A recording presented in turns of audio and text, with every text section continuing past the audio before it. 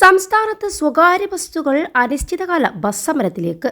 ദീർഘദൂര limited stop ബസ്സുകളുടെ പെർമിറ്റുകൾ യഥാസമയം പുതുക്കി നൽകണമെന്നും വിദ്യാർത്ഥികളുടെ ടിക്കറ്റ് നിരക്ക് വർദ്ധിപ്പിക്കണമെന്നും ആവശ്യപ്പെട്ടാണ് അനിശ്ചിതകാല സമരം നടത്തുന്നതെന്ന് ബസ് ഓപ്പറേറ്റേഴ്സ് ഫെഡറേഷൻ ഭാരവാഹികൾ വാർത്താസമ്മേളനത്തിൽ അറിയിച്ചു. നിസ്സാര കാരണങ്ങൾ പറഞ്ഞ് ഭീമമായ തുക പിഴ ചുമത്തുന്ന ഗതാഗത വകുപ്പിന്റെയും പോലീസിന്റെയും നടപടി അവസാനിപ്പിക്കണമെന്നും ബസ് ഉടമകൾ ആവശ്യപ്പെട്ടിരുന്നു. KSRTC തൊഴിലാളി യൂണിയന്റെ സമ്മർദ്ദത്തിന് വഴങ്ങി ഗതാഗത വകുപ്പിൽ നിന്ന് ബസ്സുകളുടെ പെർമിറ്റുകൾ പുതുക്കി ലഭിക്കുന്നില്ല. 14 വർഷം മുൻപ് നിശ്ചയിച്ച ടിക്കറ്റ് നിരക്കാണ് വിദ്യാർത്ഥികളിൽ നിന്ന് ഇപ്പോഴും ഈടാക്കുന്നത്. ആയതിനാൽ വിദ്യാർത്ഥികളുടെ മിനിമം ടിക്കറ്റ് നിരക്ക് 5 രൂപയാക്കുകയും വേണം.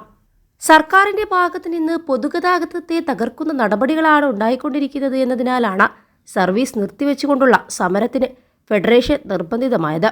3-4 ദിവസങ്ങൾക്കുള്ളിൽ മറ്റ് ബസ്സുടമ സംഘടനകളുമായും തൊഴിലാളി സംഘടനകളുമായും കൂടിയാലോചന നടത്തി സമരത്തിന്റെ രീതിയും തീയതിയും പ്രഖ്യാപിക്കുന്നതാണെന്നും ഭാരവാഹികൾ അറിയിച്ചു.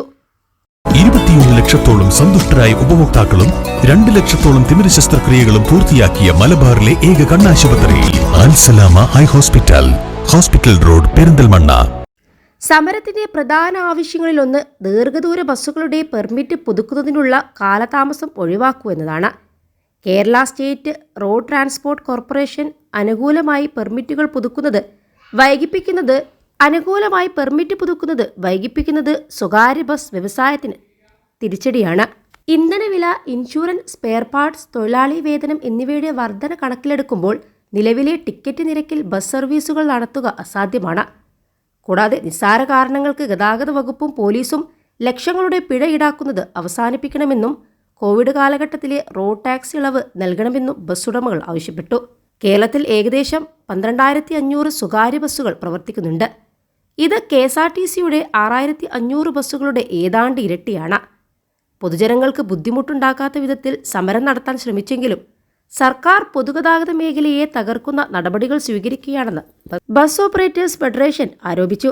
ഞങ്ങൾക്ക് മറ്റൊരു വഴിയില്ല. ബസ് സർവീസുകൾ പൂർണ്ണമായി നിർത്തിവെച്ച് സമരം നടത്തേണ്ടി വരും. മറ്റ് ബസ്സുടമ സംഘടനകളായ Kerala private bus operators associations, Kerala bus transporters association, Kerala bus operators forum എന്നിവയുമായും തൊഴിലാളി സംഘടനയുമായും ചർച്ച നടത്തിയ ശേഷമാണ് സമര തീയതി തീരുമാനിക്കുക.